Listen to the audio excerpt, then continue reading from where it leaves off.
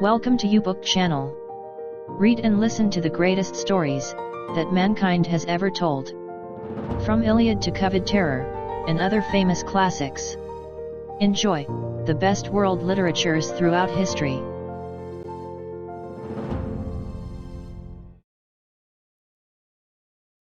COVID terror. Copyright 2021 by Gerry de Cadiz.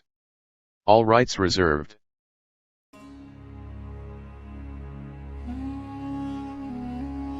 A unified Al-Qaeda and Islamic State took advantage of the ongoing COVID-19 pandemic in reinvigorating its jihadist cause for dominance and the re-establishment of a caliphate.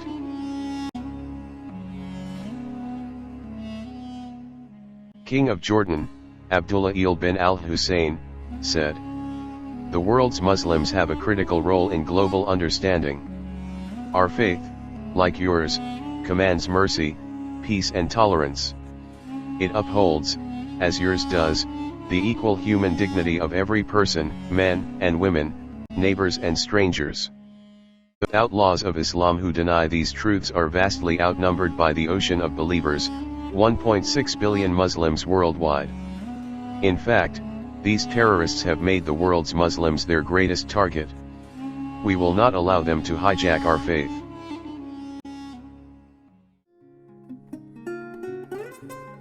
COVID terror. Chapter 1.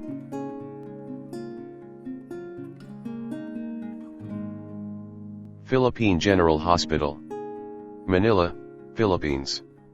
October 7, 2019. Gwen cursed under her breath. What she is seeing is one of the mysterious viruses that changed world history. Through the Department of Health, she acquired the specimen under strict order of security and confidentiality, from the United States Center for Disease Control and Prevention. It was only recently that the Virology Institute of the Philippines was established, albeit temporarily, to be relocated to a world-class facility under construction at the new Clark City in Capiz, Tarlac. The VIP is a research facility that intends to provide Filipino scientists with state-of-the-art equipment and expertise. As its main proponent, the Department of Science and Technology rationalized before the Philippine Congress that a facility is needed to develop vaccines, diagnostics, and therapeutics in which scientists could collaboratively work on the study of viruses of agricultural, industrial, clinical, and environmental importance. After a thorough assessment and evaluation by international accreditation bodies, the VIP was classified under Biosafety Level 4, an enclosed laboratory authorized to handle diagnostic work and research on easily transmitted pathogens, which can cause fatal diseases, like the one she is studying. At the moment, she wanted to review the Black Plague for a paper presentation next year, at the World Health Organization in Switzerland. Seldom could one be invited to do a lecture among the world's top policy makers, scientists, and professionals in the field of genetics and microbiology, so her treatise must be well-founded based on empirical data. For more than 7 centuries, and with the resurgence of unusual diseases in different countries, a re-examination of the anthropological and historical character of known viruses could shed more light to scientific inquiries. "What have you got?" a colleague inquired. "I'll show it to you, Doc Lito." Gwen was analyzing the specimen through the built-in scanning electron microscope in a Class 3 biosafety cabinet. She carefully adjusted the image intensifier in the computer monitor. With a flurry of keystrokes, a printed copy of the viewed material was produced. Dr. Estelito Lucero, a microbiologist specializing in acute respiratory infections, easily recognized the image. "Oh, it's the Y. pestis. We've already known it for a long time. Is it not part of your curricula in England?" A sarcastic comment means something. Gwen saw it coming.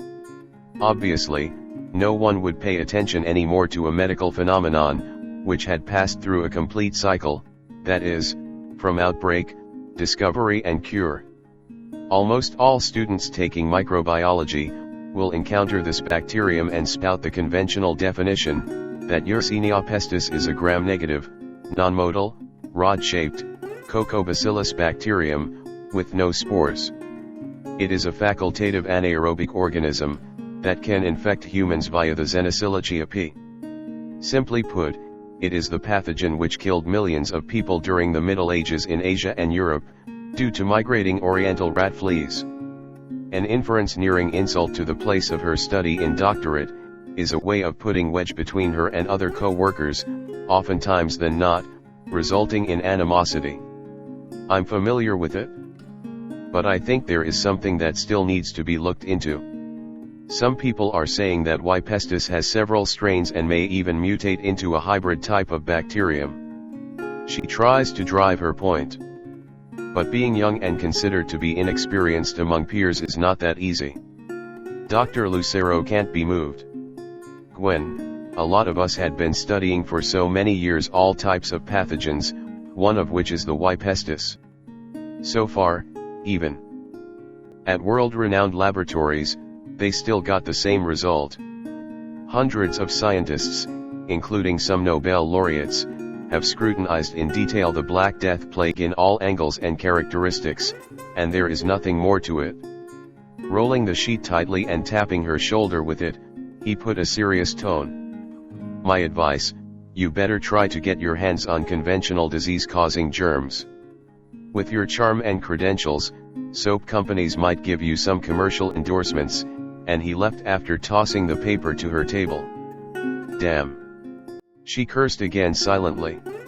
Stifling one's enthusiasm is unpalatable, being revoked by a co-worker makes it more hurting. But Dr. Guinevere del Pilar doesn't give up easily. She thought, I cannot be cowed by someone who got a diploma from a local university, and did his so-called research by compiling secondary data, from open-access.pdf files of predatory journals. She found herself gritting her teeth in anger. Retrieving the rolled printout, she placed some highlights to it. The image by an artificially colored scanning electron microscope depicts a mass of Y. pestis bacteria, in the foregut of an infected flea. It is true that the plague in the years 1347 to 1351, which killed about 200 million people in Eurasia, had been studied extensively from the time the first Dierkens was discovered by Antony Philips van Leeuwenhoek in the mid-17th century. Since then, plague bacteria have become an open book as a field of study for microbiologists. Do you really want to graduate on time? A look of incredulity was clearly marked on the face of her dissertation advisor, at the University of Cambridge. She submitted a proposal entitled, Integrative Analysis for the Replication of Yersinia pestis Genome, as an Asymptomatic Biogerm Agent, an Intervention to Counter, a Dynamic Climate-Driven Plague Reintroduction. There are a lot of issues to be cleared here, he continued. Y. pestis replication is cloning a pathogen in simple terms. There are ethical and socio-political considerations on that aspect. Besides, the word biogerm agent could ring a bell in all defense establishments, and military systems of major countries in the world. An intent to know its strain for an asymptomatic condition, will be very dangerous, if, once the study is finished, it falls to the wrong hands. I think the novelty of my research is the intervention factor, she contended. I intend to come up with something that would prevent a recurrence of Black Death in the 21st century. Miss Del Pilar, you should stop reinventing the wheel. As to your intervention, currently, there are lots of effective plague vaccines available from the Amazon website. In the same manner that an online search will tell you a prevailing statistic showing that more people died in the world due to common colds than pestilence. But then, Gwen persisted in her intent to get a world-class degree. In her home country, she got a clearance from the Philippine government, that she doesn't have a history nor involved with, in any political or subversive activities. As an alumna, the Genome Technology Center of Stanford University endorsed her favorably, even citing that her research problem could pave the way on how microbial genetics will be probed in the near future. Consequently, she was able to convince the academic department's chair, that the output of her research will be for developmental projects, and will not be used for any purpose to harm humanity. She strongly believed that an investigation of Y. pestis outside the conventional framework could lead to formulation of vaccines for hitherto unknown variant of this virus. She waived her right for the output to be stamped and classified as a confidential document by the British government. That was last year when she embarked on her study and graduated with highest honors for the degree Doctor of Philosophy in Genetics from the University of Cambridge. Dr. Manville, c'est sympa d'avoir de tes nouvelles. Gwen answered an international call from France. The caller is a senior scientist at the Institut Pasteur's Structural Virology Unit. Bonjour mademoiselle. How's your vacation in the Philippines? Have you met with your former amoureux? Hubert has been the director in the field investigation of her dissertation in Italy. Both of them are fond of the Oriental martial arts, Taekwondo, and Arnis, which oftentimes come in handy in the clubhouses of Paris. Non. I'm very busy here at the hospital. I got no time for dating. What makes you call? Well, it's about the findings in your study. Our unit confirms that by using polymerase chain reaction techniques, you were right in your assessment. The DNA-RNA from the human dental pulp we have tested in Siena demonstrated that Y. pestis was the causative agent of the epidemic plague that devastated Europe in the 14th century, just as what you hypothesized. The Frenchman wanted to assure her of the soundness of his validation. When we counter-checked it in our database, the whole genome sequence of the bacteria matched with those found in other places. That's good news. I hope. Hubert interrupted her. However, did you recall that we have exhumed a cluster of victims, comprising of 5 children of a Sienese tax appraiser? Yeah, it's one of the sentimental and heartbreaking research validations I've ever taken. Why? He paused for effect. The causative agent of death of all the siblings is the Y. pestis, except that of the eldest. What do you mean by that? Looking into the circumstances, it means that Dante died not from bubonic, septicemic, or pneumonic form of the plague. Rather, a novel virus may have been the perpetrator. So, you are saying that in the last 672 years, science failed to notice the presence in this world of that particular virus. Gwen cannot believe it. That's absolutely right. I guess you have stumbled onto something that the world, specifically the scientific community, must be worried about in the near future. She tried to lighten the matter. You know that I can't take a joke like that. Croyez-moi, c'est vrai. We are all excited in the Institute. Even on the phone, the Frenchman cannot hide his elation that a new possible bacteria, or worst a virus, was discovered by the Filipino scientist. I have emailed to you a partial genome sequence of the said disease. We could not make any progress out of it because something is truly missing. In other words, it's as if the eldest died so suddenly that the virus was not able to circulate to all parts of the body, especially to the blood vessels in the pulp cavity of his teeth. It's good you did that. I will see what I can do. Perhaps, I will isolate the DNA and subject it to a whole genome shotgun method. We did that, but to no avail. Hubert seldom complained of failure in his researches. Gwen assured him, don't worry, your initial analysis will be very useful. I just finished scrutinizing the genome sequence of Y. pestis from a sample due to pestilence-associated mortality in London sometime in 1349. At least, I can do a comparative analysis with the one we got from Italy. Assalamu alaikum, Mullah Jibrail ibn Ali. The newcomer was greeted by Sheikh Asim Biouksoy, the director for religious affairs at the Islamic Center of Southern California.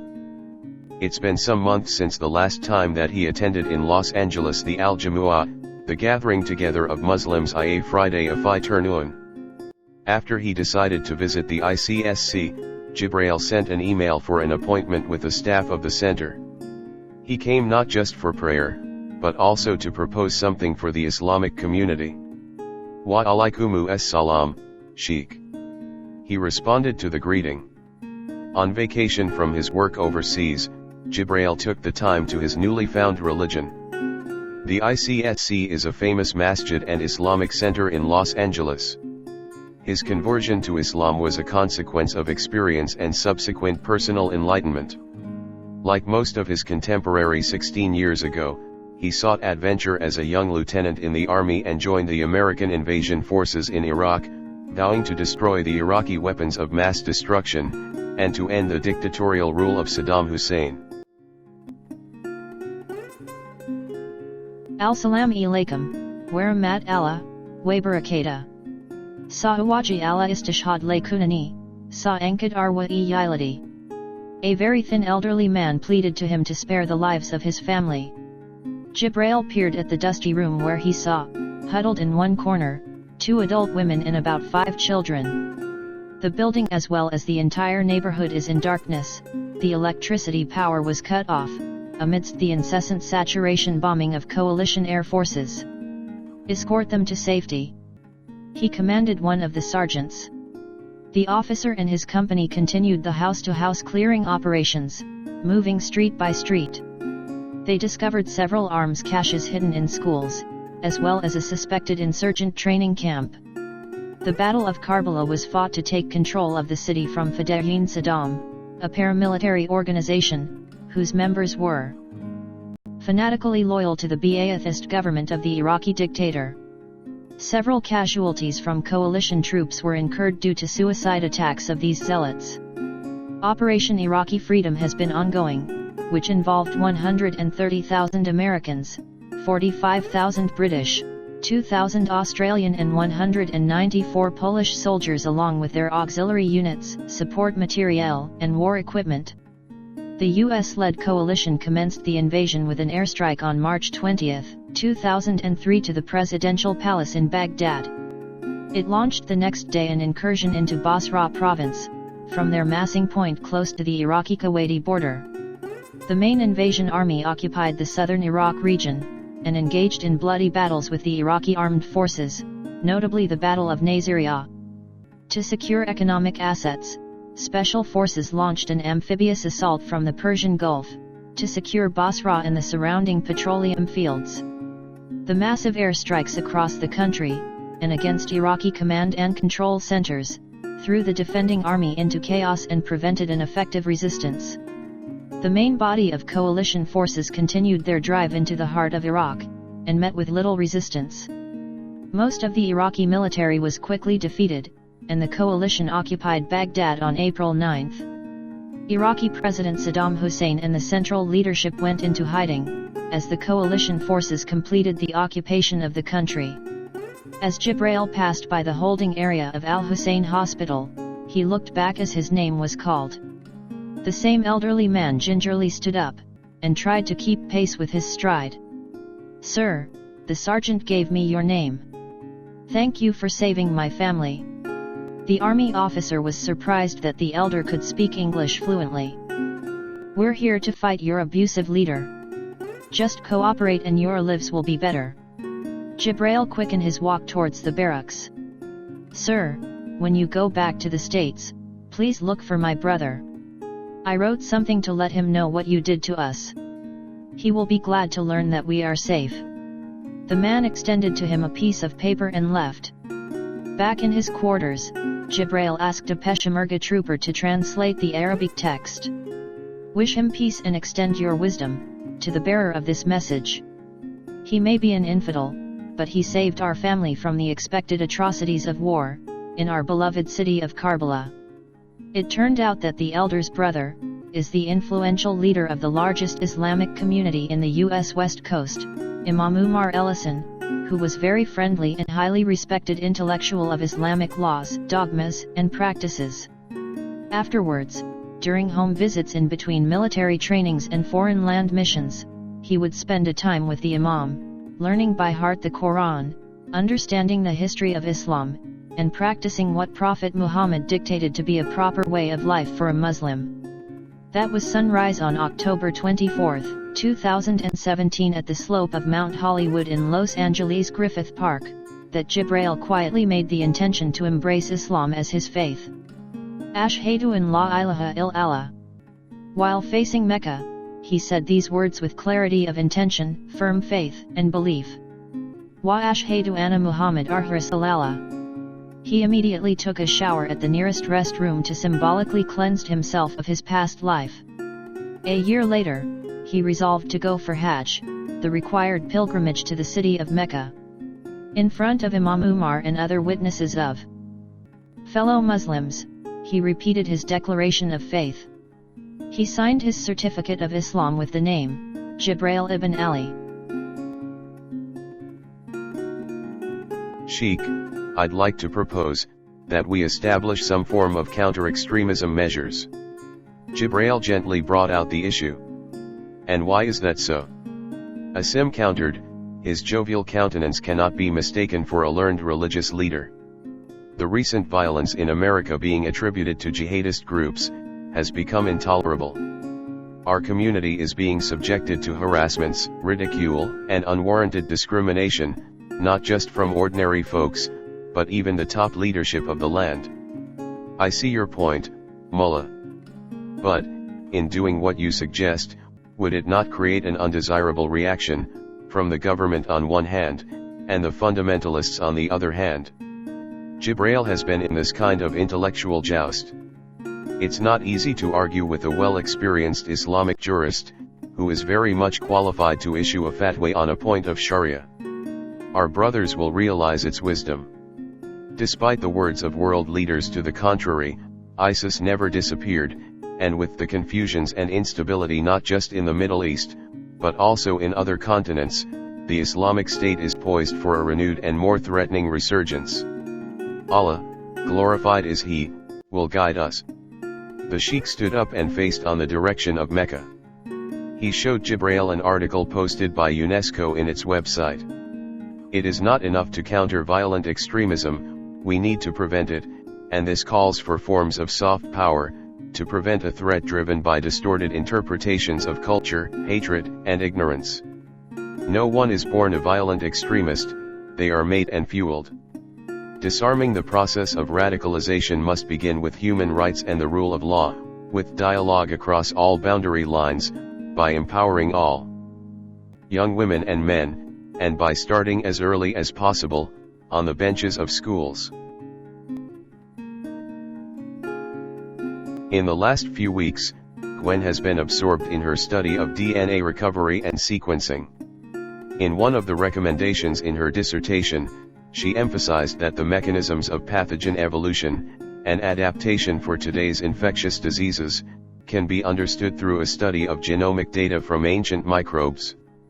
In one scientific publication of the journal Nature, she recalled that genetic architecture and phylogenetic analysis indicated that the ancient organism is ancestral to most extant strains, and sits very close to the ancestral node of all Y. pestis, commonly associated with human infection. Temporal estimates suggest that the Black Death of 1347 to 1351 was the main historical event responsible for the introduction, and widespread dissemination, of the ancestor to all currently circulating Y. pestis strains pathogenic to humans, and further indicates that contemporary Y. pestis epidemics have their origins in the medieval era.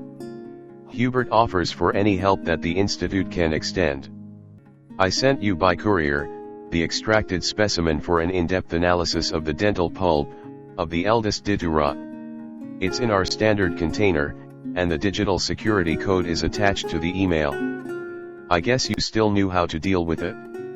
Of course, you taught me well, doctor. Her stint as an intern at the Institut Pasteur in Paris was very fulfilling, scientifically speaking. Through the guidance of Dr. Hubert Manville, several laboratory experiments and field investigations were assigned to her. One thing which makes you advance in knowledge is the unhampered provision of resources of the Institute, including the unselfish cooperation of its experts. He was saying, I marked it as XVIP for unknown virus at Institut Pasteur. Feel free to call me. Whenever you need help, especially in its correlation with known pathogens. Even my team here cannot fully sense its exact characterization. You'll be in for a little surprise. Thank you, Doc Hubert, I truly appreciate your assistance. He strongly counseled, please be careful though. I suspect that it's really the ancestor of most modern strains of Y. pestis, or something else, that is totally new due to viral mutation. If it's unique, then it may be resistant to antibiotic, and obviously, no vaccine is available in any laboratory. In other words, it has a very high risk factor. A Nobel Prize nominee that he is, who regularly handles viruses and bacteria like cookies, yet Dr. Hubert Manville is still worried of the uncertain character of the ex-VIP viral agent. Dr. Del Pilar asked the laboratory assistant, who also acted as her office secretary. Jean, do you happen to receive a package for me from France? Doc, within this week, I cannot recall of any delivery for you. But I'll check. She phoned in the front desk of the Philippine General Hospital, and talked with the one in charge. After a while, she dialed for another number. They received it the other day. It's supposed to have been routed to us by now. I just inquired at the records office. Gwen is just finishing the DOST Balic Scientist program, currently assigned at the PGH in Manila.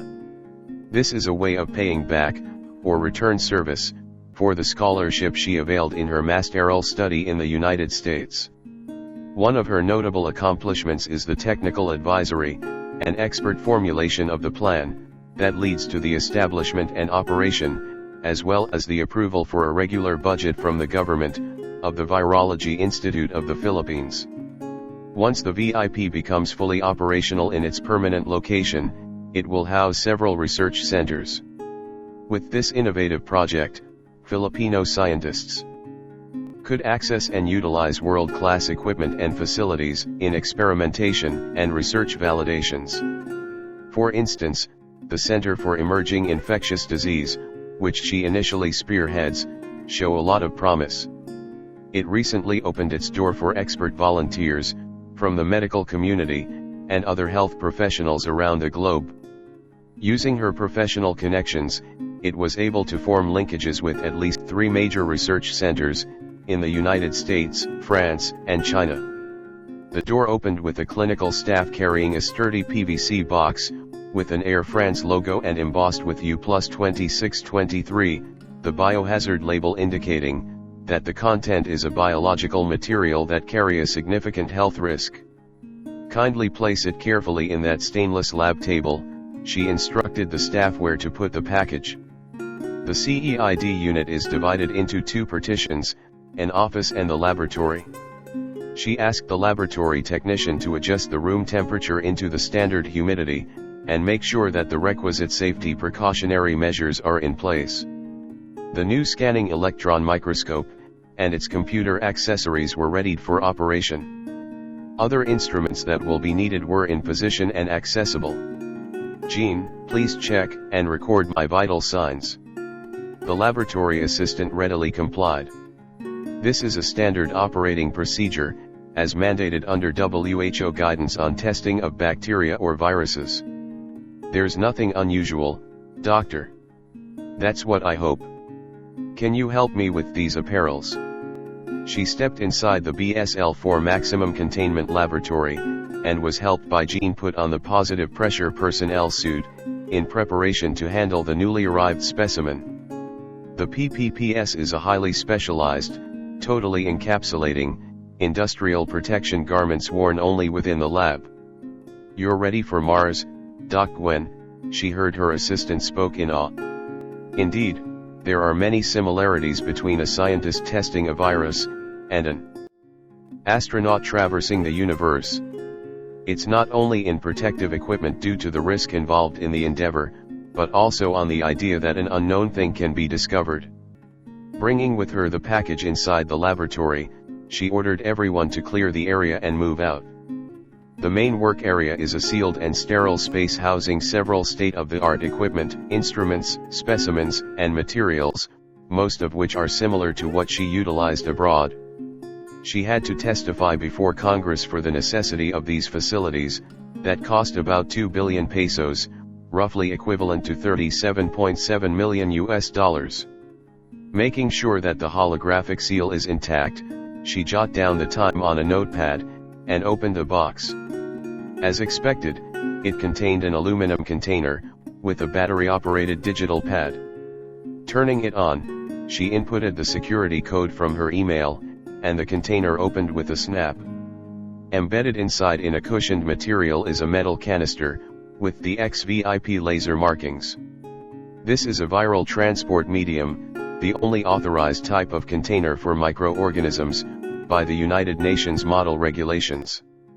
The canister has a self-normalizing mechanism, that adjusts to environmental conditions. She gently twisted the corrugated cap, and extracted an all-glass rectangular dish. Its size and configuration exactly matched to the SEM sample chamber. Gwen punched the start button to normal default, and a whirring sound signified that the equipment is ready. The computer was set to the SEM program, and automatically adjusted the various parameters, for the scanning process and image formation.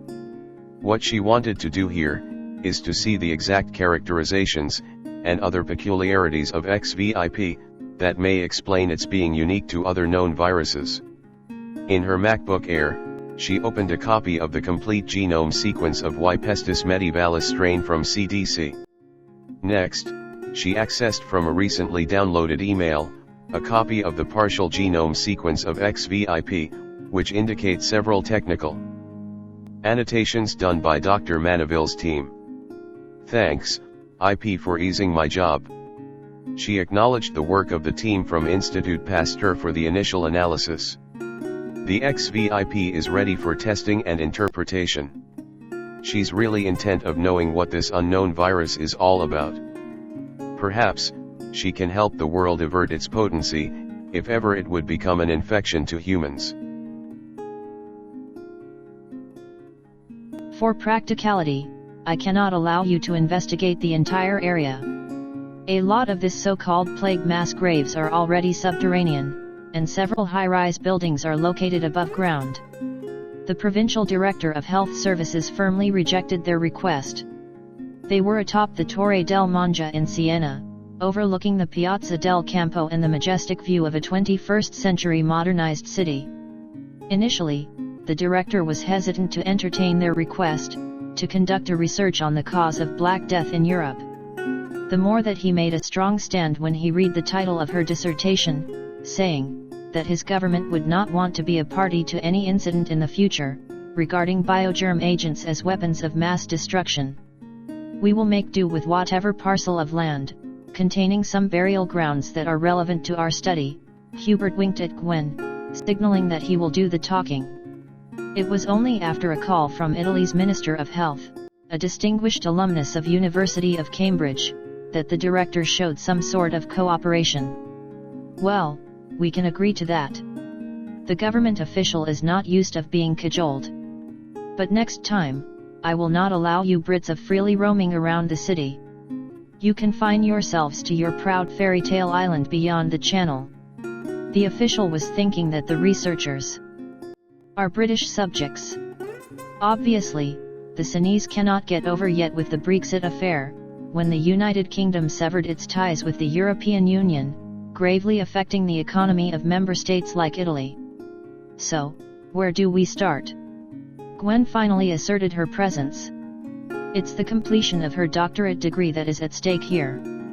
With some irritation in his voice, the director pointed to the east. Can you see that dome beyond the square? That's the Santa Maria in Provenzano Church. It was built in the early 14th century. Partially concealed now by private establishments, it has a Roman-era graveyard behind the chancery. I heard some rumors that there are tombs with peculiar symbols bearing mysterious victims of the plague. Is the cemetery owned by the parish? We might not be allowed to do some digging. She could barely control her temper. It's a church property. A generous donation can convince the priest to let you enter the burial grounds. Hubert and Gwen took a cab, and they were greeted by a heavy-set but jovial priest at the church. After shaking hands and learning of their errands, Monsignor Arthur Catalogo showed them the chancery. It's a well-preserved Romanesque structure that houses one of the last remaining demographic archives in the country. I've been tending this parish for 25 years, and I tried to set things in proper order. The priest declared, showing them a fully air-conditioned retrofitted chamber, with electronic security and retrieval systems. He gave them some refreshments of juice and cookies. One time, I came across a thick volume in Latin. When I read through the initial pages, I found out that it's a civilis subscriptio recorded from 1325 to 1350. It caught my attention because, unlike with other volumes, this one has a thin parchment inserted in page 511, drawn with medieval objects and signed by a certain Agnolo di Tura. It may have been a treasure map for some loot, or something. Hubert joked. It's a reference for archival catalogue.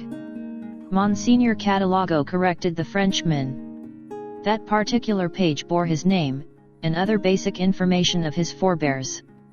The census also indicated his humble beginning, from being a shoemaker to a tax appraiser, and after surviving the plague, that of a chronicler. I followed the record system, and learned that Agnolo di Tura del Grasso was a tributum estimator, assigned at the tax collection agency of Siena.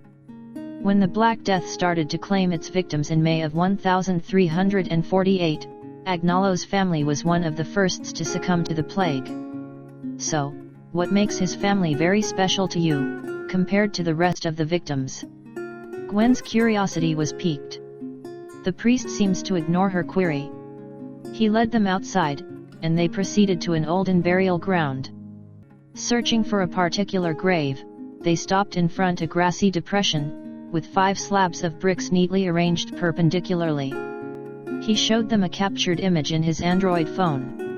That is the snapshot of the parchment I'm talking about. And try to look at those 5 tombstones. Monsignor Catalogo seems to be enjoying the moment. Each stone depicts a name, probably the date of birth, and a sketched object, Gwen noted. Each object is similar to those in the parchment. The priest eagerly pointed to each stone. That's right. The youngest Matilda has a lilac flower, the other girl Mona got a rose, Artemio with the Del Monja Tower, a horse drawing for Nicola, while the eldest. Hubert cut him short. How come that Dante got 2 objects, a quill and an elongated container, which is definitely not an ink bottle? That mystifies me too. The good Monsignor suddenly became disinterested on the subject. Anyway, I will allow you to do the exhumation on these tombs, provided you have been given with the necessary permits from our government. 1 month later, when they were about to finish their sampling and field study, Gwen got a text message from Monsignor Catalogo. See me at Salim Beni, 2 o'clock. Important, it's about your study. Please come alone. The cryptic instruction intrigued her. When she arrived at the piazza, the priest instructed her to enter the building, and received her in one of its executive suites. This is the Palazzo Salim Beni, the original headquarters of the Monte dei Paschi di Siena. This is one of the oldest banks in continuous existence in Europe. The bank manager is a good friend of mine. Why the James Bond antic? Were you able to unearth a hoard from the tombs? A little irony in her voice, but she came to trust the words of this gentleman, during their hectic days of gathering the dentures, of the entombed remains of the di Turas. In particular, their food tray was always full of sweets and fine drinks of the parish. He showed a broad smile. I've been following what you're doing. From online articles, I read something what your research is all about. So, I thought I might be able to help you go further with it. Did you find some relic or artifacts, that I can examine in a microscope, and tell exactly what happened here during the Middle Ages? You might be surprised, but I do have one. He tapped in front of him an open thick paper of some sort. This is a vellum containing the Testamentum et Ultimum Voluntatem of Agnolo di Tura. It's written in official Latin language, so I will simply give you the gist of it. The executor Signore di Tura signified, that upon his death, he will leave 50% of his properties to the surviving family members, while the rest will be given to the church. Monsignor Catalogo explained, maybe because of great remorse to his first family, who all died in the plague, he willed that the other personal effects as indicated in the testament, and entrusted for safekeeping to this bank, will be possessed also by the church through its officials, and these can be disposed of accordingly as the church sees fit. The priest put on the table a little book, with about 3 sheets of folded typed bond paper inserted between pages, and an old writing pen called peniculum. These are the personal effects of Agnolo, and I want to bestow it to you. You will see my translations in those papers. How could such antiquated literary objects be of help in genetics or microbiology? She cannot see its connection to her study.